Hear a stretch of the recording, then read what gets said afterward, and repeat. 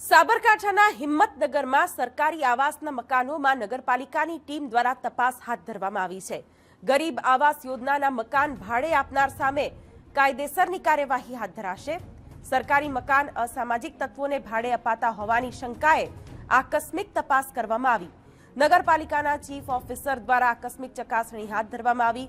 નગરપાલિકાની વિવિધ ટીમ દ્વારા શહેરના તમામ આવાસ યોજનાના મકાનોમાં કાર્યવાહી કરવામાં આવશે, જેમાં અસામાજિક તત્વોને મકાન ભાડે આપ્યાનું જણાઈ આવશે તો કાર્યવાહી પણ કરાશે।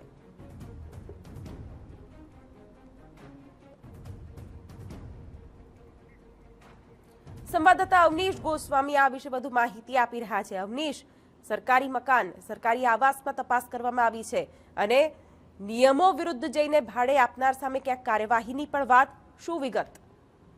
વાત કરવામાં આવે તો વર્ષ 2011 અને 2012 દરમિયાનમાં એક આવાસ યોજનાની શરૂઆત કરી હતી। હિંમતનગર શહેરમાં 3 થી 4 સ્થળો પર આવાસ યોજના મોટા પાયે બનાવવામાં આવ્યા હતા। આ તમામ આવાસ યોજના જે છે તે આધુનિક સુવિધાઓ સાથેના બનાવવામાં આવ્યા હતા, પરંતુ આ દરમિયાન કેટલાક મકાન માલિકો જે છે તેઓના દ્વારા તેને ભાડે આપવાની પ્રક્રિયા કરવામાં આવી હતી। જે નિયમો હતા તેની અંદર નિયમોનો ભંગ કરીને તેને ભાડે આપવામાં આવી રહ્યા હતા। તમામ બાબતોને લઈને નગરપાલિકાને કેટલીક ફરિયાદો છેલ્લા એકાદ વર્ષથી મળી રહી હતી ને જેને લઈને આખરે આ કાર્યવાહી શરૂ કરવામાં આવી છે। ચીફ ઓફિસર દ્વારા સરપ્રાઇઝ ચેકિંગ હાથ ધરવામાં આવ્યું હતું। સરપ્રાઇઝ ચેકિંગ કરતા પહેલા તમામ અધિકારીઓ અને કર્મચારીઓની ટીમો બનાવવામાં આવી હતી। આ ટીમોને સંપૂર્ણપણે અંધારામાં રાખ્યા બાદ વહેલી સવારે જાણકારી આપવામાં આવી હતી કે કયા સ્થળો ઉપર ચેકિંગ હાથ ધરવાનું છે અને ત્યાં સરપ્રાઇઝ ચેકિંગ હાથ ધરતા મોટાભાગના જે આવાસ યોજનાના રહેવાસીઓ છે તે ભાડાના હોવાનું સામે આવ્યું છે। આ તમામ લોકોને નોટિસ આપવામાં આવશે અને શક્ય છે કે સરકારી આવાસ જે છે તે તેમની લોકોને પણ ભવિષ્યમાં ફાળવાય તે પ્રકારની પણ કાર્યવાહી કરવામાં આવી શકે છે।